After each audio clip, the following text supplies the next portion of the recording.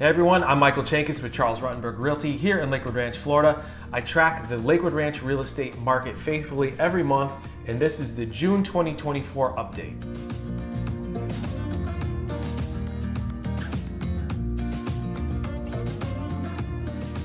So let's get right into it.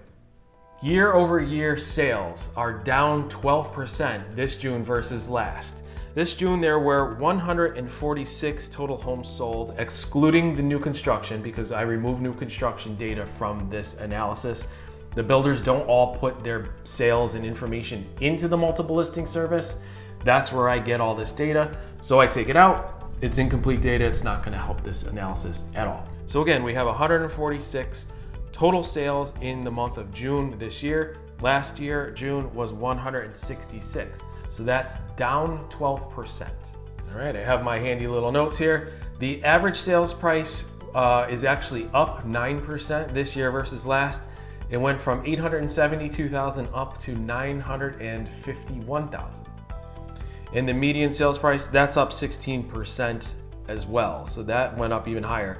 From last year, $672,000 to this June being $778,000.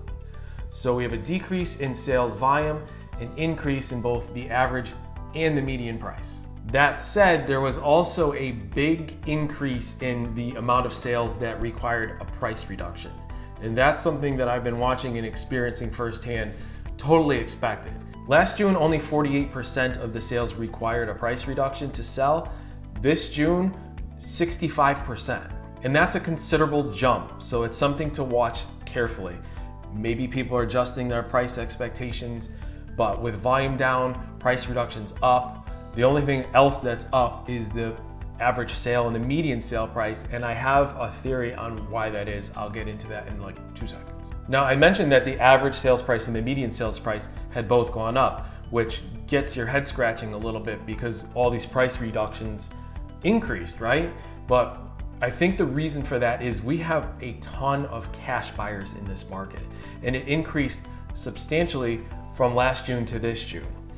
The all cash purchases last year in June were 46% of the sales. This year, they were 60% of the sales. So that's an increase of 14%. And it's understandable because the mortgage rates are still hovering around 6.8, 6.97%. So people are using their cash versus taking out a loan and paying the high interest rate. Now, if you're a seller in this market, you want to know how long can you expect for your home to sell? How long is it going to take to get a contract for sale? The price reduced homes took average of 92 days. It's down 4%. Actually, it's a little quicker than it was last year. But there was a big difference with the non-reduced homes. So the homes that priced correctly and didn't have to take a price reduction in order to go to contract. The time on market doubled for those as compared to last year. Now, it's not a huge red flag, but it's definitely something to watch. I'm going to track this moving forward, of course, but I do want to just take note of that. It went from 16 days to 32 days.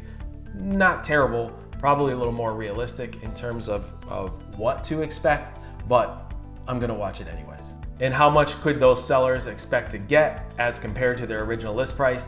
This is the closed price to list price ratio that I've been tracking, and it's super consistent. The price reduced homes are settling around 87%, the non-price reduced homes, 97%. And we've been seeing this tracking very consistent month after month after month, very similar numbers. So we will continue to look at this. However, I don't see any red flags here. It's just kind of the way it is. And the most important part of this analysis is what kind of market are we talking about here? Is this seller's market, a buyer's market? Is it neither? Is it heading in one direction versus the other? At first, I did these numbers and was analyzing the data, and I was scratching my head because it was showing me that it went like way into seller's market territory. And I thought, that's not possible. It can't even be.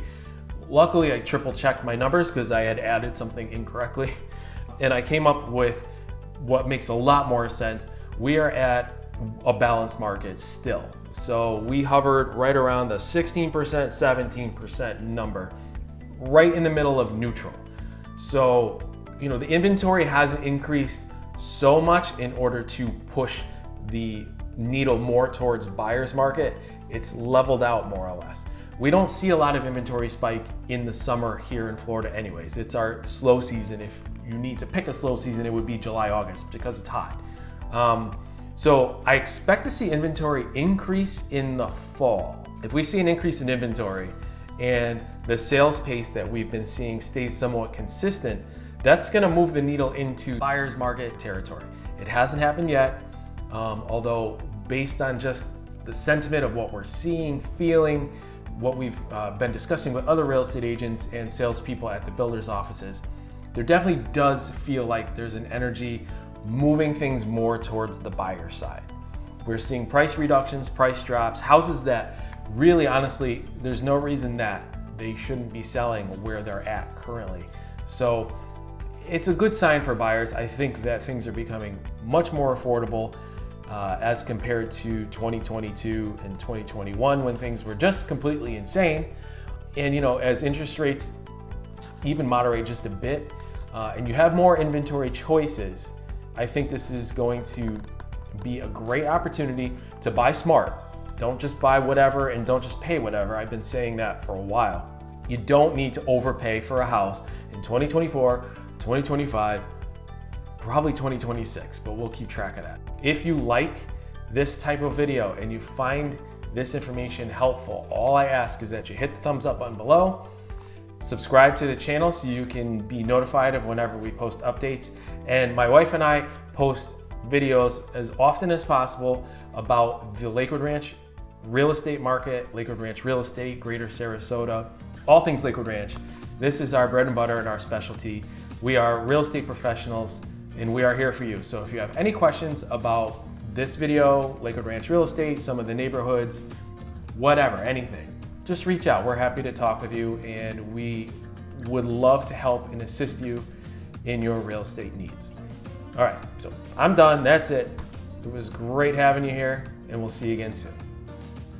Don't forget to come back for more video updates, and if you want to keep watching, click the More Videos button here for a playlist of all things Lakewood Ranch.